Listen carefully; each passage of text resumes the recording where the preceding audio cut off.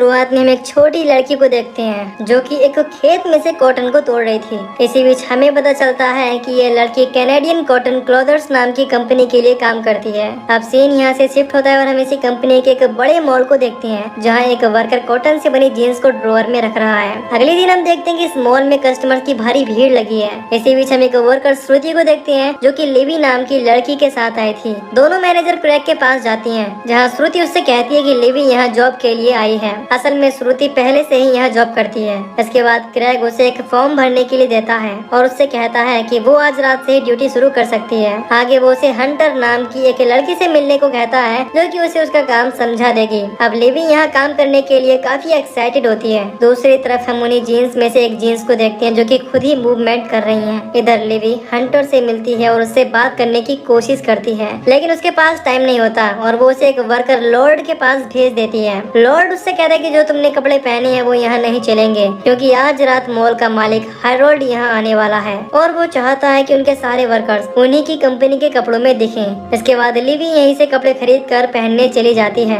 इसी शॉप में एक लड़की जेमा उन्हीं ड्रॉअर में रखी हुई जीन्स को उठा लाती है और हंटर से कहती है कि ये मुझे काफी पसंद आ रही है। इसके बाद वो उस जीन्स को पहन लेती है। अब कुछ देर बाद क्रैग यहाँ के सारे वर्कर्स को एक जगह बुलाकर उन्हें समझाने लगता है कि हम आज रात अच्छे से काम करेंगे। वो उन्हें काम को लेकर मोटिवेट करने लगता है। तभी जेमा को जीन्स काफी टाइट लगने लगती है और वो वॉशरूम के लिए चली जाती है। क्रैग उस जीन्स को पहचान लेता है और जेमा को कॉल पर उस जीन्स के बारे में पूछने लगता है लेकिन वो उसकी बात नहीं सुनती। वो उसे वापस आने को कहता है लेकिन वो फोन काट देती है। अब कुछ टाइम बाद यहाँ हैरोल्ड आ जाता है और सबको एक ऐसी जीन्स के बारे में बताने लगता है जो कि किसी भी साइज के इंसान को फिट आ जाएगी और वो उसे कल लॉन्च करने वाले हैं। हम समझ पाते हैं कि ये कोई और नहीं बल्कि वही जीन्स होती है इसे इस टाइम जेमा ने पहन रखा है। दूसरी तरफ वॉशरूम में जेमा उसे जीन्स को उतारने की कोशिश करती है लेकिन वो नहीं खुलती। वो और भी ज्यादा टाइट होने लगती है। इस वजह से जेमा को काफी दर्द भी होता है। तभी वो जीन्स इतनी टाइट हो जाती है कि उसकी बॉडी से खून निकलने लगता है और कुछ टाइम में उसकी मौत भी हो जाती है। इधर हैरोल्ड सबसे कहता है कि आज रात 12 बजे उनके मॉल में एक social media influencer Peyton Jules आने वाली है इस जीन्स की लॉन्चिंग के लिए।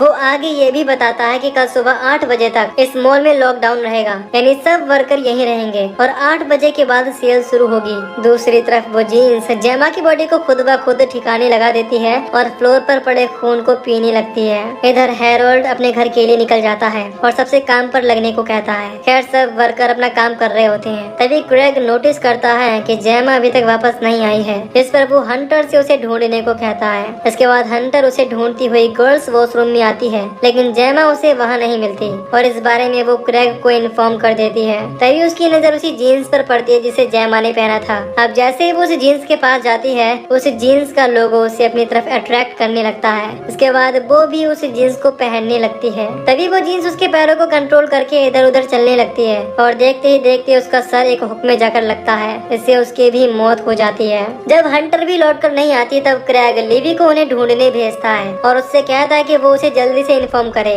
इसके बाद जब लिवी वॉशरूम में जाती है तो उसे वहाँ कोई नहीं दिखता लेकिन जब वो वहाँ के ड्रॉअर खोलकर देखती है तो उसे वहाँ जेमा की डेड बॉडी मिलती है जो कि काफी बुरी कंडीशन में थी। लिवी ये देखकर घबराने लगती है। दूसरी तरफ हम उसी जीन्स को देखते हैं जो कि एक बॉक्स में आकर छिप जाती है। लिवी इस बारे में क्रैग को आकर बताती है और उसे उसकी बॉडी के पास भी लेकर जाती है लेकिन बॉडी देखकर क्रैग कोई खास रिस्पॉन्स नहीं करता और उससे कहता है कि वो इस बारे में किसी को ना बताए। अब लिवी उससे पुलिस को बुलाने को भी कहती है लेकिन वो उसे मना करता है और कहता है कि हम सुबह तक कुछ नहीं कर सकते। खैर अब वो जेमा की बॉडी को एक डस्टबिन में डालकर मॉल के एक हिस्से में छिपा देते हैं। इधर लॉर्ड उसी बॉक्स को खोलने लगता है जिसमें वो जीन्स थी। फिर हम देखते हैं कि वो जीन्स लॉर्ड को भी अपने कंट्रोल में करने लगती है और लॉर्ड उस जीन्स को लेकर एक रूम में पहनने चला जाता है। लिवी उसे जाती हुई देख लेती है और क्रैग को उसके बारे में बता देती है। वो लॉर्ड को फोन करने की भी कोशिश करती है लेकिन वो कॉल नहीं उठाता। अब जैसे ही वो जीन्स की जिप खोलता है तभी वो जीन्स उसके अंगूठे को काट कर अलग कर देती है जिसकी वजह से उसका काफी खून बहने लगता है। इसके बाद वो जीन्स उसके हाथ पर लिपट कर उसके दोनों हाथों को काट देती है और बाद में उसकी गर्दन को भी।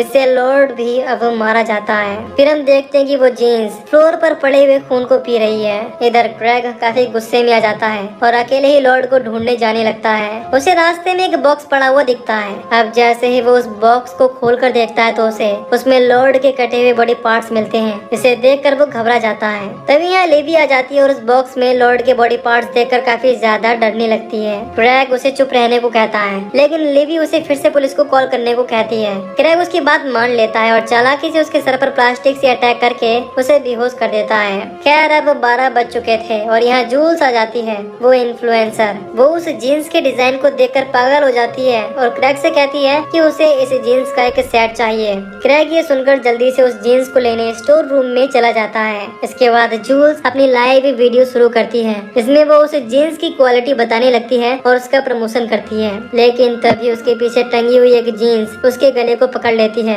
और बाद में उसकी गर्दन को मरोड़कर उसे मार देती है। जूल्स के क्रू को ये सब एक्टिंग लगती है, लेकिन तभी वो जीन्स सबके सामने खड़ी हो जाती है। इसे देखकर सभी लोग बुरी तरह डर जाते हैं। फिर वो जीन्स सब पर अटैक करने लगती है और उनका खून पीने लगती है। अब क्रैग उस जीन्स को खून पीते हुए देख लेता है और डर कर ऑफिस में आ जाता है, जहाँ हैरोल्ड की वाइफ मिलती है। वो उससे पूछने लगती है कि वो यहाँ क्या कर रहा है। इस पर वो बताता है कि बाहर एक जीन्स सबको मार रही है, लेकिन वो उसकी बातों को सीरियसली नहीं लेती और उसे बातें सुनाकर बाहर चली जाती है। इसके बाद वो सीसीटीवी में देखता है कि जीन्स ने उस पर भी अटैक करके उसे मार दिया है। आगे हम श्रुति को देखते हैं, जो कि कपड़ों का स्टोर कर रही थी। इसी बीच वो एक इंडियन बॉलीवुड सॉन्ग गाने लगती है। तभी यहाँ वो जीन्स भी आ जाती है और उसी सॉन्ग पर डांस करने लगती है। वो उसे किसी तरह का नुकसान नहीं पहुँचाती। कुछ देर बाद श्रुति का ब्रेक टाइम हो जाता है और वो कमरे में आकर कुछ खाने लगती है। दूसरी तरफ हम लिवी को देखते हैं, जो कि किसी तरह स्टोर रूम से बाहर निकलकर उस जगह आ जाती है जहाँ जूल्स अपनी शूटिंग कर रही थी। उसे वहाँ वो कैमरा मिलता है, इससे उसे पता लग जाता है कि यहाँ के सारे मर्डर्स वही जीन्स कर रही है। इसी बीच हम उस जीन्स को देखते हैं, जो कि एक प्लास्टिक वाली डमी को अपना होस्ट बना लेती है और वो अपने माथे पर खून की बिंदी भी लगाती है। इधर लिवी जल्दी से श्रुति के पास आती है और उसे जूल्स के मरने का वीडियो दिखाती है, जिसे देखकर वो भी डर जाती है और वो दोनों यहाँ से बाहर निकलने का डिसाइड करते हैं। लेकिन जब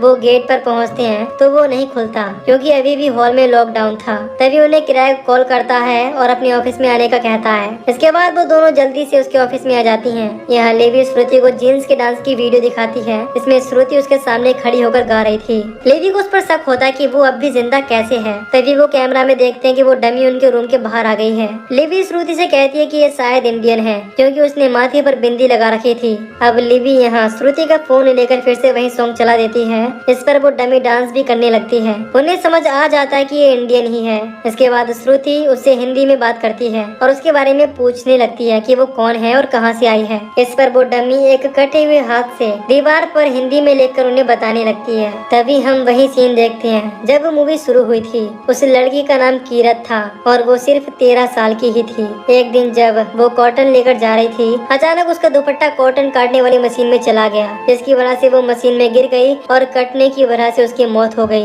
लिवी कीरत की कहानी सुनकर क्रैग पर गुस्सा होने लगती है कि वो कैसे एक छोटी लड़की से काम करवा सकते हैं। फिर श्रुति उससे पूछती है कि उसे क्या चाहिए, इस पर वो लिख कर बताती है कि उसे कीरत का इंसाफ चाहिए। इसके बाद लिवी और श्रुति कैमरा लेकर बाहर आ जाते हैं और उससे कहते हैं कि वो उसकी बात सबके सामने जरूर रखेंगे। लेकिन तभी यहाँ क्रैग आ जाता है और एक स्प्रे लेकर डमी पर फायर कर देता है। इस वजह से वो जीन्स उस डमी से उतरकर यहाँ से चली जाती है। लिवी उस पर काफी गुस्सा होती है। तभी वहाँ की लाइट चली जाती है और क्रैग डर कर वापस से अपनी ऑफिस में छिप जाता है। इसके बाद लिवी और श्रुति उस जीन्स के निशानों का पीछा करती हुई ड्रॉअर के पास पहुँच जाती है। वहाँ वो देखती है कि और भी जीन्स चल फिर रही हैं। उन्हें कोने में काफी सारी डेड बॉडीज भी दिखती हैं, जिन पर से वो जीन्स खून पी रही थी। अब दोनों घबराकर बाहर आने लगती हैं, लेकिन तभी क्रैग वहाँ आ जाता है और उन्हें वहीं लॉक कर देता है। वो उनसे कहता है कि वो उसे कैमरा दे दें, इसके बाद ही वो लॉक खोलेगा। लेकिन वो दोनों उसे कैमरा नहीं देती और अंदर की तरफ आ जाती हैं। क्रैग भी उनके पीछे आने लगता है।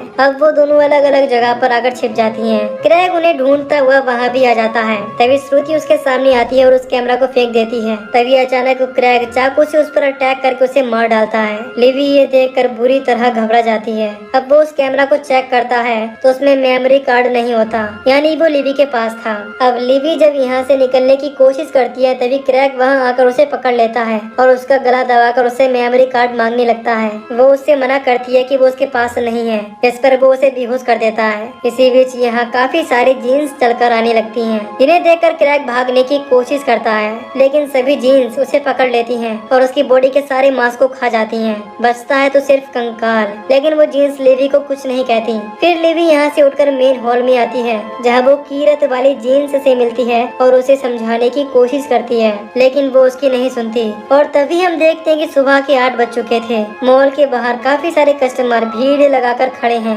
तभी टाइम पूरा होने पर मॉल खुलना चलना शुरू हो जाता है। लिवी गेट को बंद करने की कोशिश करती है, लेकिन तभी भीड़ उसे धक्का देकर अंदर आ जाती है। तभी हम देखते हैं कि लिवी का सर जमीन पर तेजी के साथ लगता है, जिससे उसकी मौके पर ही मौत हो जाती है। इसके बाद कीरत और बाकी के जीन्स मिलकर सारे कस्टमर को मार डालती हैं और हमें ये भी पता चलता है कि वो मेमोरी कार्ड लिवी के हाथों में है। और इसी सीन के साथ ये मूवी यहीं पर खत्म हो जाती है। तो दोस्तों, अगर आपको इस मूवी की एक्सप्लेनेशन पसंद आई हो तो वीडियो को लाइक और चैनल को सब्सक्राइब कर दीजिए। बाकी मैं मिलूंगा आपसे न्यू वीडियो में। Till then take care, love you, bye bye.